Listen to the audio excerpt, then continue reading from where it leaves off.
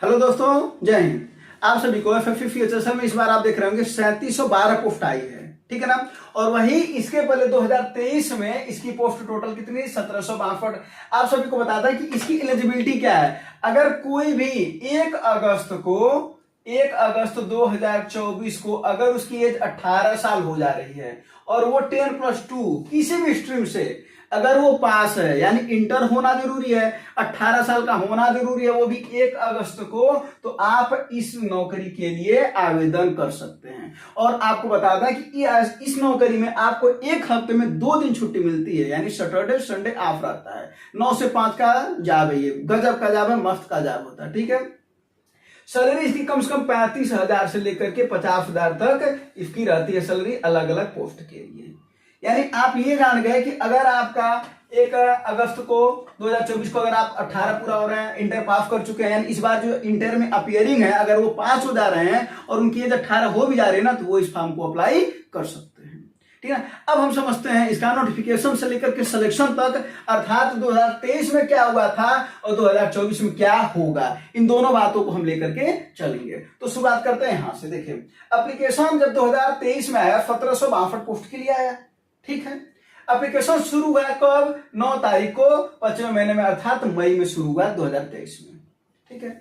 फिर 1 महीना आपको पता होता है कि लगभग 1 महीने का डेट दिया जाता है फॉर्म भरने के लिए, अप्लाई करने के लिए, ठीक है। 1 महीने का डेट दिया गया। टोटल फॉर्म कितने लड़के अप्लाई किए? 32,17,442। देख रहे हैं, पोस्ट 1762 था, 32 लाख लोगों ने इसके लिए आवेदन किया, 32 लाख लोग। और उसके बाद से क्या हुआ? एग्जाम डेट आपको पता है कि टायर 1 जो होता है वो, इसके में 2 एग्जाम होते हैं, टायर 1 और टायर 2, ठीक है। ये CBT एग्जाम होता है, नहीं कंप्यूटर पर इसका परीक्षा होता है। तो इसका जो एग्जाम पड़ा वो 2 अगस्त को पड़ा, 2 अगस्त से लेकर के 17 अगस्त तक का इसका एग्जाम पड़ा। जरा देखिए कितने दिनों बाद एग्जाम पड़ा। अगर बात करा जाए पहला, तो कितने दिनों बाद पड़ा? जून में ये था लास्ट डेट, और जून के बाद फिर जुलाई, 1 महीना पूरा का पूरा गैप, और ये इधर था 20 दिन। समझ लीजिए आपका 50 दिन, 55 दिन के बाद फिर आपका Tier 1 एग्जाम हो जाता है, ठीक है। जो ही एग्जाम खत्म होता है 17 अगस्त को, उसके बाद फिर आपका आ जाता है आंसर की। जरा देखिए, आंसर की आपका रिलीज हो गया कितने तारीख को? 19 तारीख को, ठीक है। 19 तारीख को आपका आंसर किया जाता है और 22 तारीख तक इसका डेट दिया रहता है, ताकि आप जो आपको वो आप ऑब्जेक्शन रेज करना होता है वो आप कर सकते हैं। यानी आपके क्वेश्चन अगर गलत है तो आपको लग रहा है कि हमारा क्वेश्चन सही है, विभाग ने इसमें गलती किया है, आप उसको रेज कर सकते हैं क्वेश्चन को, ठीक है। उसके बाद से जो आपका रिजल्ट है, जरा देखिए, रिजल्ट आपका आ जाता है 27 सितंबर 2023 को, यानी अगस्त में एग्जाम होता है और सितंबर में ही, यानी अगले महीने, 1 महीने बाद, 1 महीने 10 दिन बाद आपका रिजल्ट आ जाता है, 1 महीने 10 दिन बाद। यही हम लोग समझेंगे कैसे प्रक्रिया होगी और कब तक प्रक्रिया पूरी ये कंप्लीट हुई थी। उसके बाद से जब ये आपका रिजल्ट आ जाता है तो फाइनल आंसर की ये लोग जारी करते हैं। 17 अक्टूबर को फाइनल आंसर की जारी हो जाता है। और जो Tier 1 का जो कट ऑफ बनता है, इसके बारे में एक बार जरूर ध्यान दीजिएगा। जो Tier 1 का कट ऑफ बनता है, क्योंकि आपको ये जानना, अगर आप शुरुआत में, तो आपको ये जानना बहुत जरूरी हो जाता है। अगर पूरी डिटेल आप समझेंगे तभी तो आप जान पाएंगे कि आपको कहां से कहां जाना है। इसी में हमने आपको बोला कि नोटिफिकेशन से लेकर के सिलेक्शन तक की बात हम लोग करेंगे, ठीक है। तो जब इसका Tier 1 का कट ऑफ आता है, और हम जनरल की बात कर रहे हैं, ये कट ऑफ किसकी बात करेंगे? जनरल की, ठीक है। OBC, SC, ST वो सब और भी कैटेगरी है, लेकिन हम जनरल को लेकर के चलेंगे फिलहाल में, ठीक है। 153.9 कट ऑफ गया है। और टोटल पोस्ट तो आपको पहले भी बता चुके हैं, इसमें 17,495 लोग इसमें पास किए गए। कौन से पोस्ट के लिए? LDC और JSA के लिए, ठीक है। लोअर डिवीजन क्लर्क और जूनियर सेक्रेटरिएट असिस्टेंट, ठीक है। जूनियर सेक्रेटरिएट असिस्टेंट का जो कट ऑफ जाता है वो 153.9 जनरल का जाता है। 152 के लगभग में OBC का गया था, 151 लगभग में EWF का गया था, 136 में OBC का गया था, और SC का गया था, और 124 ST का गया था। लेकिन हम क्या बोले, अगर आपका टारगेट जनरल के हिसाब से रहेगा तो आपको बहुत प्रॉब्लम नहीं होनी है। तो यानी आपका टारगेट जनरल के हिसाब से आपको करना है, ठीक ना। और यहाँ पर देख रहे होंगे कि लगभग कितना जा रहा है, तो ये बात करा जाए, अगर 154 कर दिया है तो 77% ये जा रहा है कट ऑफ Tier 1 का। और जब Tier 1 का एग्जाम हो जाता है तो देखिए 17,495 इसमें पास होते हैं, और कैग में, DCA में कितने लोग पास होते हैं? 754 पास किए जाते हैं। और अदर पोस्ट, यानी जैसे पोस्टल असिस्टेंट वगैरह हुआ, इन सभी में कितने लोग पास हुए? 1307 लोग, और इसका कट ऑफ 169 चला गया। इससे भी ज्यादा, इससे भी ज्यादा। लेकिन अगर बात करा जाए कि कोई एक नौकरी अगर हमको चाहिए, तो इस समय हमको तो कोई नौकरी चाहिए, तो कोई एक नौकरी चाहिए तो कम से कम आपको इतना तो लाना ही पड़ेगा। ये तो बात हुई ना, ठीक है। अब देखिए टोटल कितने लोग क्वालिफाई किए गए, 19,003, यानी 19 लगभग, और सीट के हिसाब से अगर देखा जाए तो लगभग ये 12 गुना, यानी 12 गुना लोगों को बुलाया गया किस एग्जाम के लिए, टायर 2 के एग्जाम के लिए, टायर 2 के एग्जाम के लिए। और टायर 2 का एग्जाम कब होता है, 2 नवंबर 2023, और एक और डेट मिला 23 जनवरी 2024 में हुआ, यानी 2 डेट में हुआ, यानी 2 नवंबर 2023 को इसका एग्जाम होता है टायर 2 का।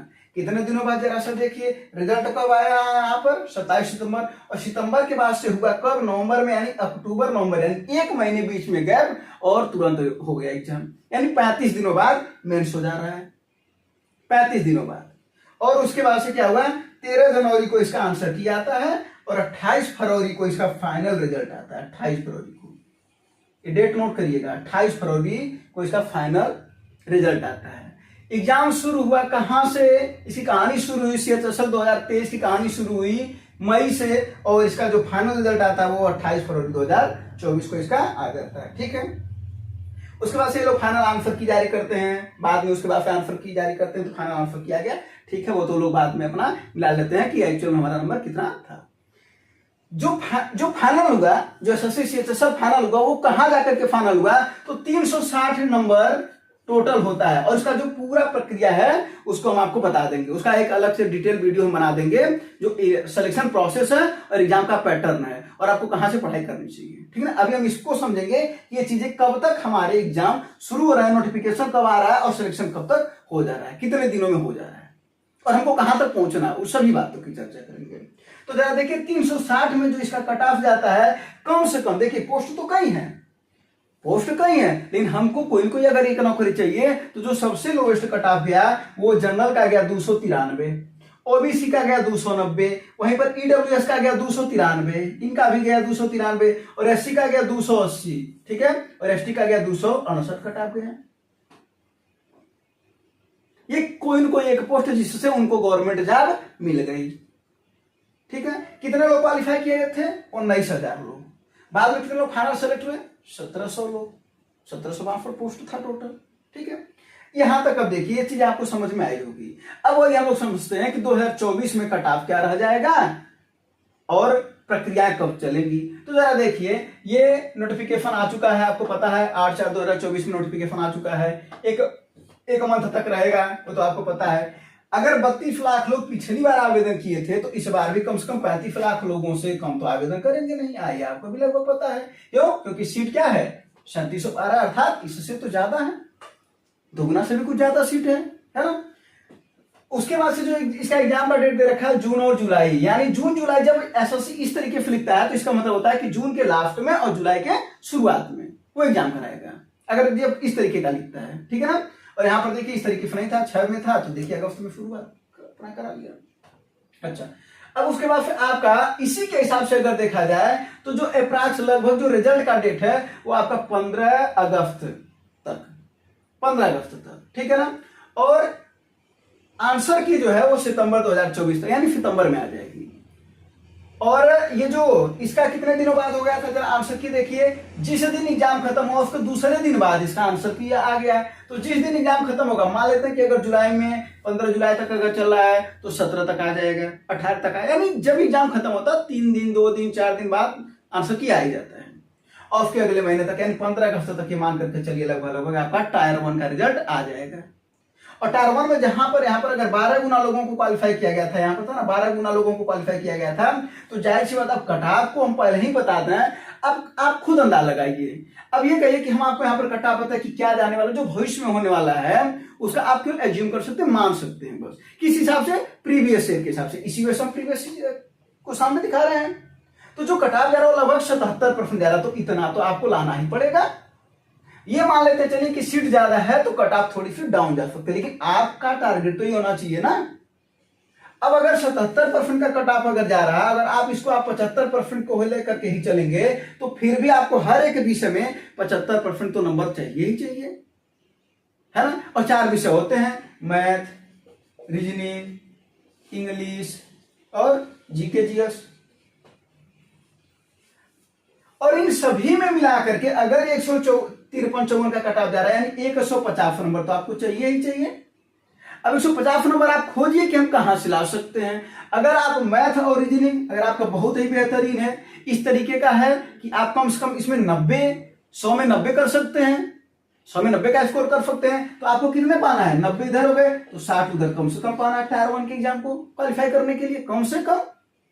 तो अब 60 लाना ही पड़ेगा इन दोनों में। अब इसमें अगर 30 ला रहा है तो इसमें भी 30 लाना पड़ेगा। इसमें अगर 40 ला रहे हैं, 40 का स्कोर कर रहा है, अगर आपकी इंग्लिश बहुत अच्छी है 40 का स्कोर कर रहा है तो इसमें 20 लाना पड़ेगा।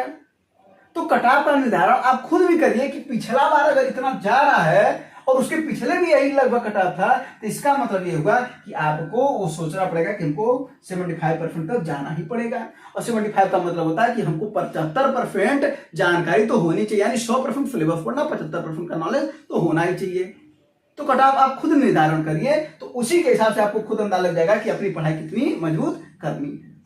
क्लियर है? तो जब यहां पर हो जाएगा तो सीट के हिसाब से अगर देखा जाए तो 3712 है, तो इसका लगभग अगर 12 से 15 गुना अगर किया जाएगा तो समझ लीजिए 44,400 के लगभग में ये और आएगा 15 गुना लगभग इसके अगर काउंट कर लिया जाए तो, ठीक है ना। तो लगभग इन लोगों को 44,400 यानी लगभग ये मान करके चलिए 50,000 लोग, ये मान करके चलिए कि 50,000 लोग बुलाए जाएंगे किस एग्जाम के लिए, टायर 2 के एग्जाम के लिए। अब टायर 2 का एग्जाम की अगर बात करा जाए कि टायर 2 का एग्जाम कब होगा, तो जरा देखिए इसी के हिसाब से अगर देखा जाए तो सितंबर तक की उम्मीद है। जिस हिसाब से इसने 2023 में करवाया उसी हिसाब से अगर इसका देखा जाए 2024 का, अगर बीच में कोई दिक्कत ना हुआ, पेपर बीच में कैंसिल ना हो, कोई भी विवाद ना हो पाए बीच में, तो उस स्थिति में सितंबर 2024 में इसका एग्जाम होना है। ठीक है, लगभग। और जो आपका रिजल्ट आना है फाइनल वो जनवरी में 2025 है, 2025 जनवरी तक आपका रिजल्ट फाइनल हो जाएगा। तो जरा देखा जाए कि यहां पर अगर देखा जाए तो मई से शुरू हुआ, फरवरी में कहानी इसकी खत्म होती है। तो मई से अगर फरवरी में तक का बात करा जाए तो इधर कितने हो गए 7 और इधर हो गए 2, यानी लगभग 9 महीने। तो 9 से 10 महीने अगर यहां पर भी जोड़ा जाए तो 4 और उसके बाद फिर 9 महीने का जोड़ देंगे तो इधर हो गए 8 और 1 9, यानी फरवरी तक इसके भी जनवरी में रिजल्ट आ रहा ना फाइनल। ठीक है, यानी कम से कम आपको लगभग 9 से 10 महीने के अंदर अगर आप मेहनत कर रहे हैं और आपकी जब प्रक्रिया पहले से आप मेहनत कर रहे हैं तो आपकी प्रक्रिया जब शुरू हो रही है तो 9 से 10 महीने के बाद आपके हाथ में एक सरकारी नौकरी होगी, आपके हाथ में एक सरकारी नौकरी होगी। तो इसके बाद से अब एक ही चीज बचता है, इन पूरी बातों को देख लिए हैं अगर आप, अब आपके पास कुछ और चीज नहीं बचता, आपको सब पता चल गया कि आप इसके लिए एलिजिबल हैं, वो भी आपको बता दिया गया, सैलरी भी बता दिया गया, छुट्टी के बारे में भी बता दिया जनरली, ठीक ना। और वैसे भी अपने को नौकरी चाहिए, है ना। छुट्टी अगर 2 दिन का नहीं रहेगा, अगर 1 ही दिन का रहेगा तो नौकरी नहीं करेंगे क्या, फिर भी करेंगे। तो सब कुछ अपने को पता चल गया। अब इसके बाद जो बच जाता है वो फेक है चीज कि सिलेक्शन प्रोसेस है क्या और एग्जाम का पैटर्न क्या है, तो उसके लिए आपको एक डिटेल वीडियो बना दिया जाएगा, ठीक है ना। तो उम्मीद करते हैं कि ये चीजें आपको समझ में आई होंगी और आप एकदम क्लियर हो जाइए और सरकारी नौकरी का अगर सपना देख रहे हैं तो लग जाइए। धन्यवाद, जय हिंद।